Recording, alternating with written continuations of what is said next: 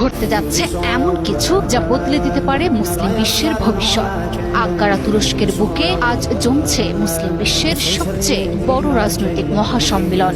৫৭টি মুসলিম দেশের পররাষ্ট্রমন্ত্রী এবং সহস্রাধিক মুসলিম নেতা একসাথে এক মঞ্চে।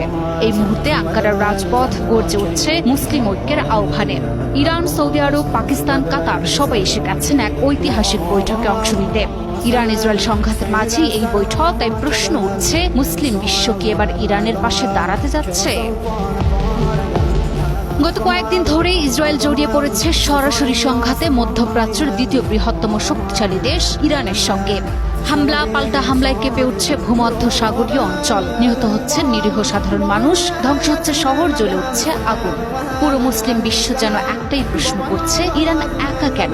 ইসরায়েল যখন একের পর এক আগ্রাসন চালায়, তখন বিশ্বজুড়ে মুসলিমরা অপেক্ষায় থাকে এবার বুঝি মুসলিম রাষ্ট্রগুলো জেগে উঠবে।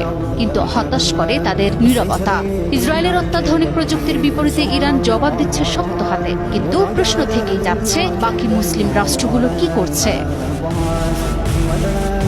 ঠিক এই নীরবতার মাঝেই ঘটতে যাচ্ছে এক চমকপ্রদ ঘটনা। যখন পুরো বিশ্বের চোখ ইসরায়েল ইরান সংঘাতের দিকে, যখন ইরানে শহীদ হচ্ছে, যখন ফিলিস্তিনের জমি গিলে খাচ্ছে দখলদার বাহিনী, ঠিক তখনই ওআইসির অনুমোদিত এক ঐতিহাসিক বৈঠক বসছে। তুরস্কের আয়োজনে বসছে ওআইসির ৫১তম অধিবেশন।